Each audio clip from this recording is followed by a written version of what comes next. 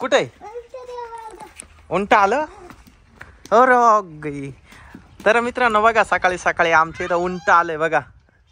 2-2 उंट आहे. 2-2 माऊलीने बघितले. 2-2 उंट आहे बघा. इकडे कस काय आले ग दीपारे वैदिक? हा का? आज परत आले ते. कुठून आले काय माहिती. कपडे घाल माऊली इकडे पटकन. माऊलीने साईला पण बोलवलं बघा. साईला पण उंटावर बसायचंय. माऊलीचा मामा पण आलाय बघा तिकडून. माऊलीला एवढा आनंद झालाय. साईला एवढा आनंद झालाय. तनू कुठे गेली? तनू शाळेत गेली का? अरे तिचा चान्स हुकला. ऊस होता या वावरामध्ये.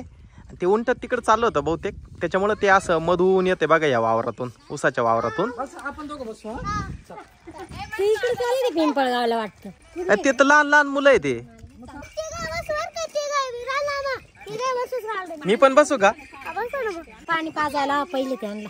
बर बर. आलं उंट. 2-2 उंट आहे बघा ना. किती उंच आहे. त्याची मान पण किती उंच आहे त्या उंटाची.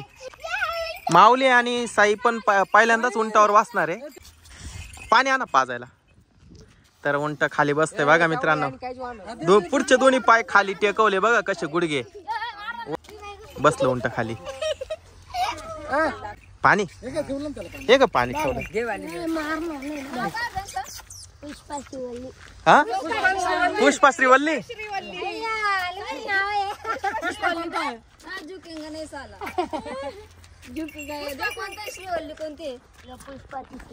पुष्पा कोणता आहे? यो पुष्पा आणि ती श्रीवल्ली. वा वा वा. उंच आहे ना. तुम्ही आता कुठे चालले होते? चारायला का? कुठं?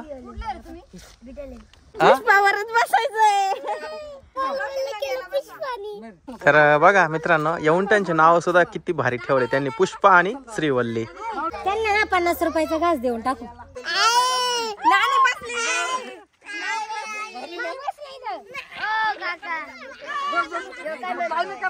काय रे भैया? ते काय म्हणते कोण? ते म्हणते धान्य घेईन म्हणजे. तर श्रीवल्लीवर बघा कोण कोण बसले. हे बघा 1 2 3 श्रीवल्लीवर 3 जण बसले. साई इतका घाबरून राहिला का बस. हे बघा तिची शेपटी एवढी एवढीच या उंटाची.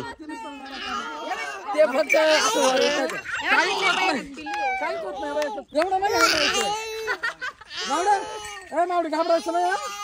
उठवायचं का यांना?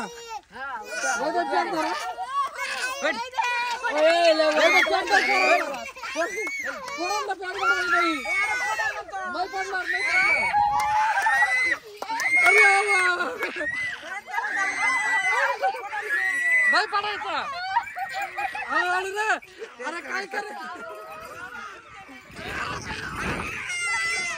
तर मित्रांनो बघा ना माऊली आणि साई दोघं रडायला लागले. इतके घाबरायला लागले का बस. आणि श्रीवल्ली उंट पण खूप शांत आहे. सायलेंट आहे. मारका नाही काय नाही.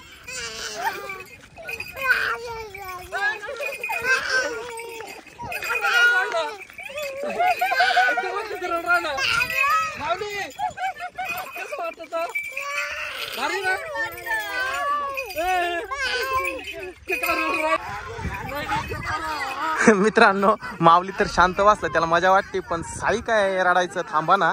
इतका घाबरलाय तो साई.